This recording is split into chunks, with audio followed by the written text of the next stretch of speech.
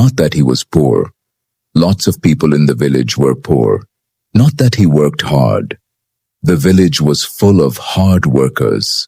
What made Arun different was the sheer number of years. 11 years of the same 2 buckets, the same river path, the same ache settling into his lower back around midday and staying there until he fell asleep. The work was simple. Walk to the river before sunrise, when the water was still cold enough to numb your fingers. Fill both buckets, carry them back through the narrow lanes, past the sleeping houses, and knock on doors. Mrs. Sharma needed 2 buckets for her kitchen. Old Mr. Das needed 1 for his garden. The tea stall at the corner took 3 every morning without fail. By the time the village was fully awake, Arun had already made 4 trips. By noon, 7. By evening, when the other young men were sitting around the tea stand talking about cricket and marriage, Arun was still walking. His shoulders had developed a permanent forward slope from the weight. His hands were lined with cracks that never fully healed. He earned enough. That was the strange part. He always earned enough for the day, for that specific Wednesday or that particular Friday. But Friday's coins could not reach Monday's hunger. By the time the week turned, his pockets were flat again, and the only thing to do was pick up the buckets and start over. One evening he came home to find his mother sitting in the dark. The oil lamp had run dry. She did not complain. His mother never complained. She just sat there in the grey light from the window, rubbing her knuckles the way she did when the pain was bad, and said nothing at all. Aaron bought the oil. Of course he did. He walked straight back out and spent that day's earnings on a small tin of lamp oil. But as he sat across from his mother, watching the flame catch and steady itself, something inside him cracked open. 11 years, and a tin of lamp oil had cleared him out. He went outside and sat on the stone step. A few minutes later, his grandfather lowered himself down beside him. The old man's knees made a sound like dry twigs snapping when he bent them, and he let out a long breath as if he had been holding it for hours. For a while, neither of them spoke. The dust settled on the road. Somewhere a dog barked twice and gave up. "I do not understand," Arun said finally. "I work more than anyone. Ask anybody in this village. They will tell you." His grandfather nodded slowly. "They will tell you. Then why?" The old man looked at him for a long moment. There was no pity in his eyes. Arun had seen pity before and he knew what it looked like. This was something else. Patience. The patience of a man who had been waiting for this exact conversation. "Come," he said, "there is something you need to see."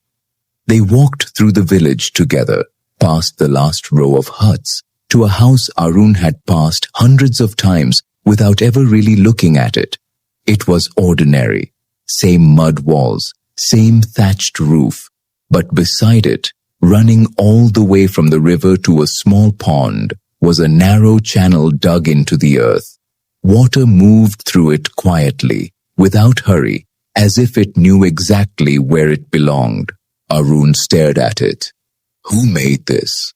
"A bucket carrier," his grandfather said.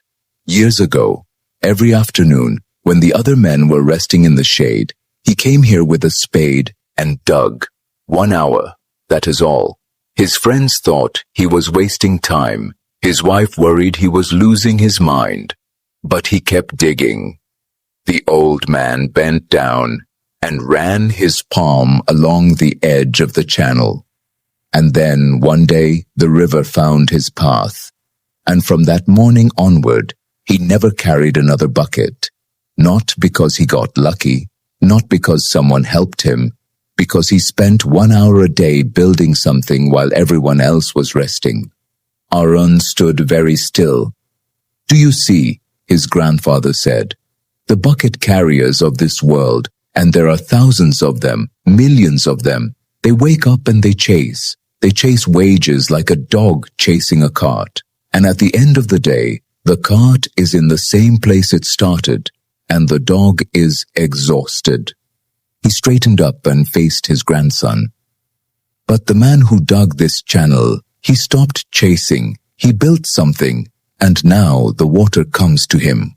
While he sleeps, while he eats, while he sits on his step and watches the evening come.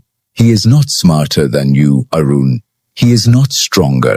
He simply stopped running long enough to build. Arun looked at the channel and then at his grandfather and then at his own hands.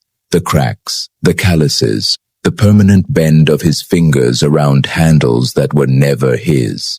He did not sleep that night. He lay on his mat, replaying 11 years in his head, every trip to the river, every coin that vanished, every morning that looked exactly like the morning before. At dawn, he went to the river.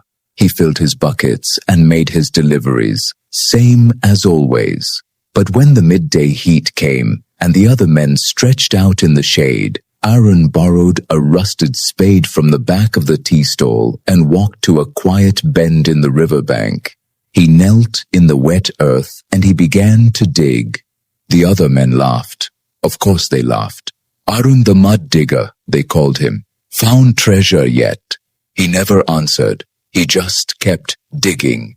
1 hour a day after his work was done, while the village napped and the sun pressed down on his neck. For the first 2 weeks, he had nothing to show for it, just a shallow, ugly scratch in the dirt and blisters that broke and bled and reformed. By the 3rd week, the scratch had become a trench. By the 4th week, the trench had reached his plot of land. And on the 31st day, he removed the last handful of soil, and the river found him. Water pushed into the channel, filled it, and began to run, slow at first, as if testing whether the path was real, then steady, then sure. Arun stood there with mud caked up to his elbows and watched water he had not carried flow toward land he had prepared. He did not feel triumphant. He felt quiet. He felt like a door that had been locked for 11 years had finally swung open. That evening he sat on the step again, and his grandfather joined him. So, the old man said. Arun nodded. All those years I thought the answer was working harder. And now? Now I know. You cannot outwork a system that was not built for you. You have to build your own. The old man said nothing. He just smiled. The real kind this time. And the two of them watched the darkness come in, listening to the sound of water that moved on its own.